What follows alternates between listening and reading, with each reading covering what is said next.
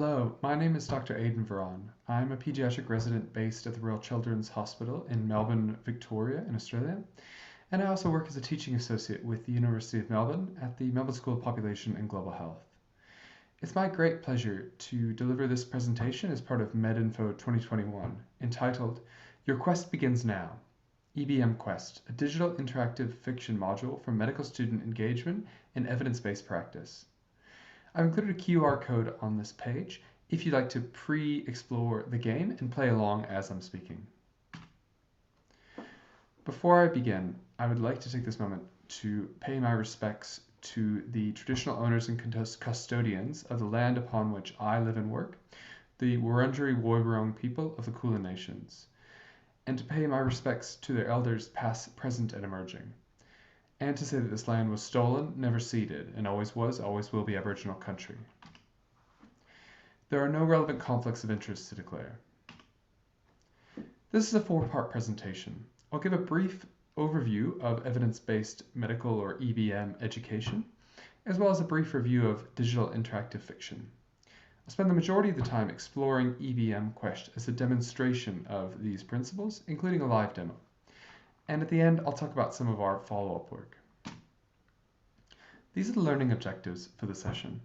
This includes thinking about challenges and opportunities when it comes to digital innovation in the EBM education space, as well as thinking about fundamental design principles and tools one could use if you wanted to develop a similar solution for your context. Here are some key abbreviations I've included for reference. Let's start by thinking about EBM, or evidence-based medical education. Now, for many of us as medical students in the 21st century, much of our time as a student was spent in deep thought, considering fundamental principles of physiology and anatomy, considering up-to-date guidelines, with to some degree the luxury of time to explore these mechanisms and current evidence in detail.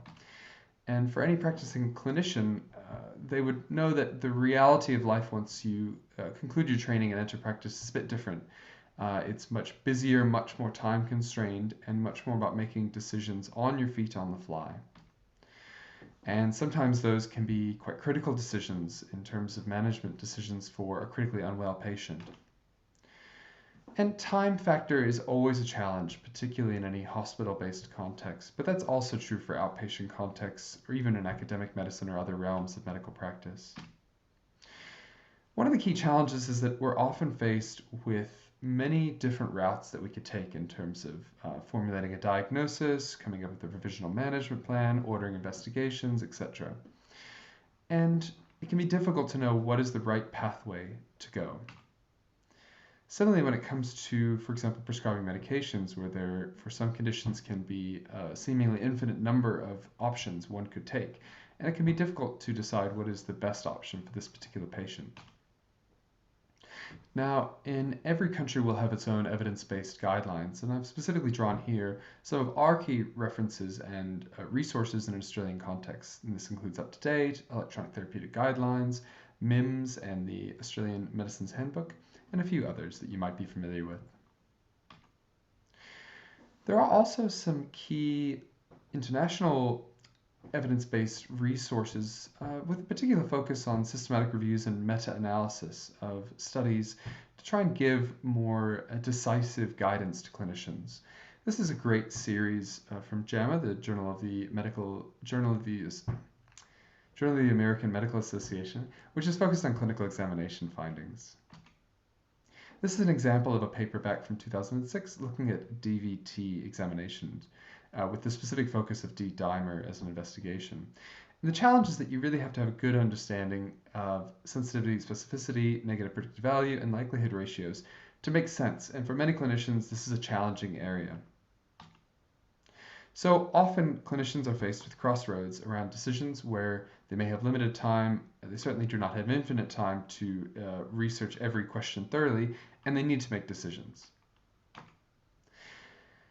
And I guess that leads into the challenge of how do you train students to be able to make the right decision to access the right educational materials. And I'd like to segue now into a very different realm, and this is around digital interactive fiction. And perhaps for some, we would think that in the 21st century in 2021, everything would be virtual reality goggles in high-tech rooms. But I actually really want to go back to core principles of fiction and interactive fiction. So I was a very dorky child who loved my Choose Your Own Adventure books as a kid. And in a way, this is a progenitor of the realm of interactive fiction. This is one of the earlier digital examples. This is Zork from the early 1980s, which allowed some text-based interaction without any graphical interface. And this progressed to other elements that slowly introduced graphics, such as the Oregon Trail.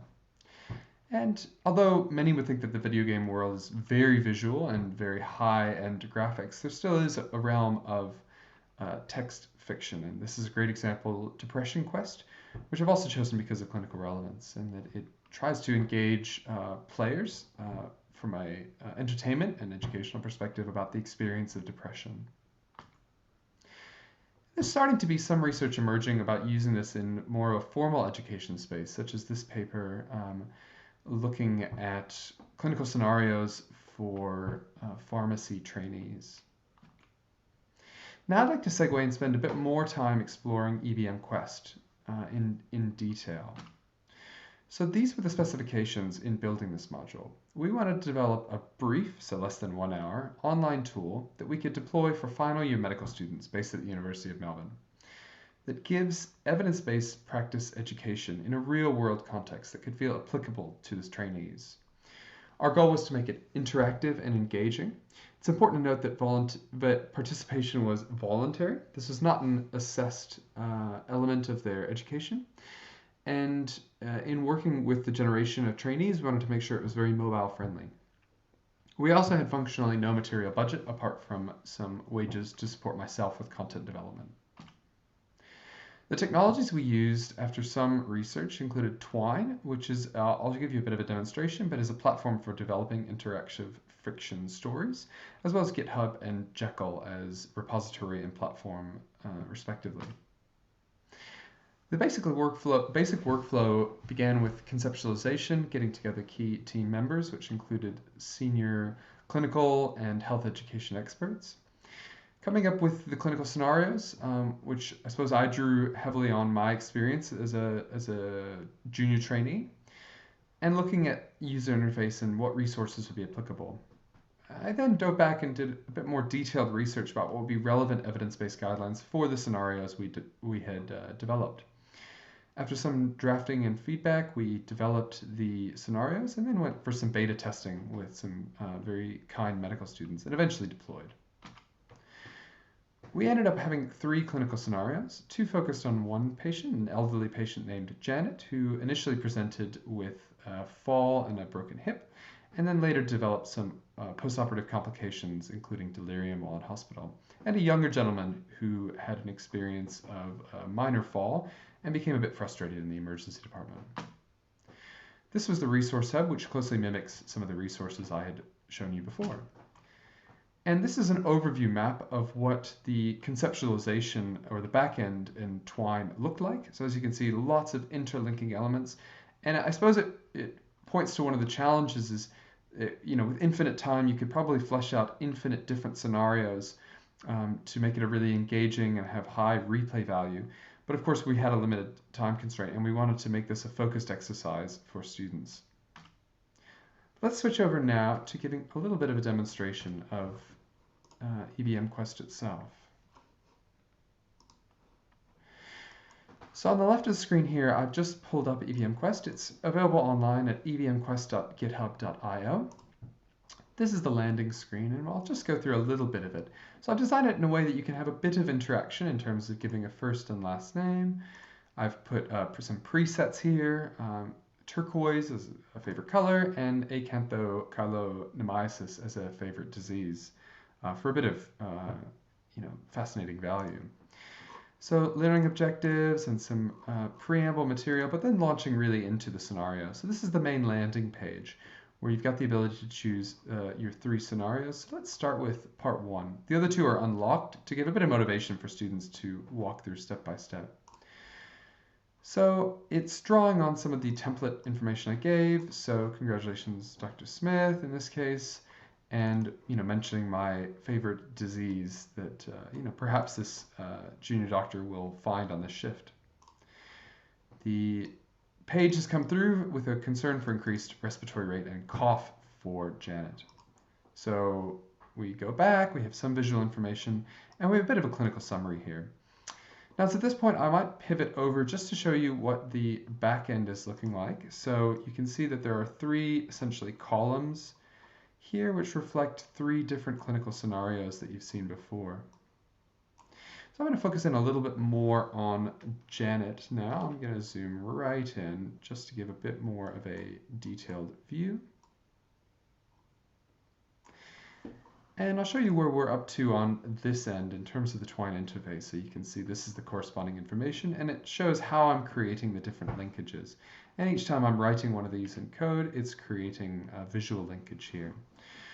Now, it is an interactive fiction module, so it's designed to be non-linear and let you make some decisions. So for example, if you don't really feel like looking after Janet and you might want to work on other jobs, well, I've decided that that's probably not a great idea.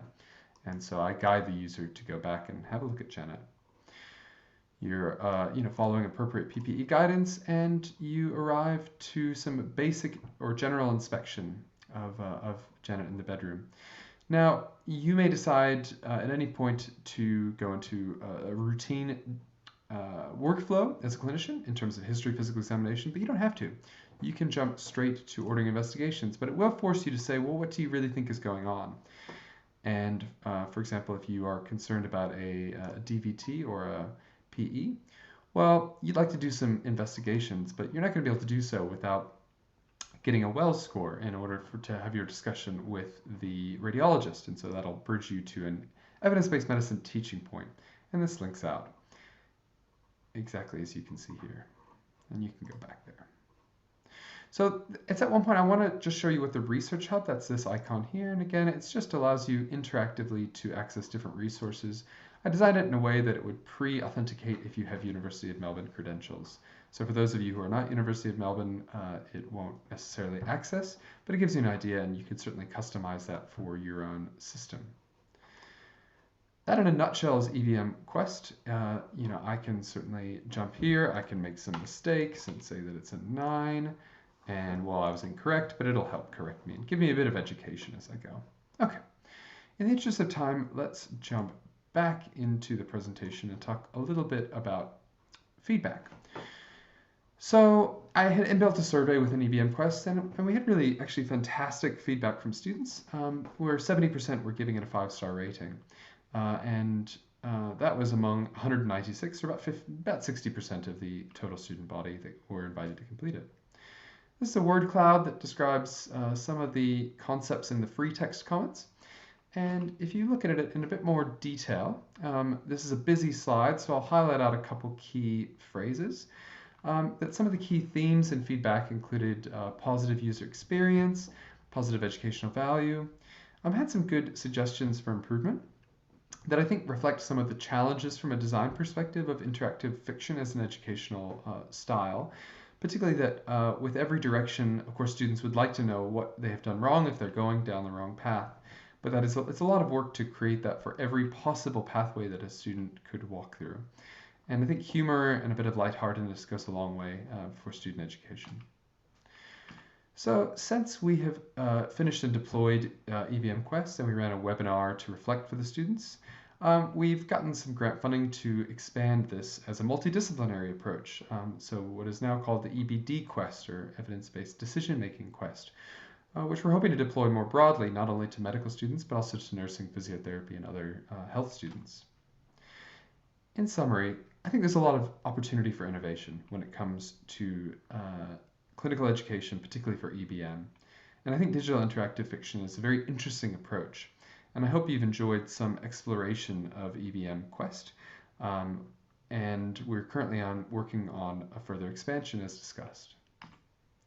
I've listed here some of the key resources we've used. All of the source code for EBM Quest is freely available online via GitHub. I'd like to take a moment to acknowledge my co-authors, Rosemary McKenzie and Ken Winkle from the University of Melbourne, who were instrumental in developing this program, as well as Kathy Zhang, a medical student who provided beta testing support. With that, I'd like to say thank you very much for your time. It's been a pleasure to present during MedInfo 2021, and I'd welcome any questions via the email address listed. Thanks so much. Take care.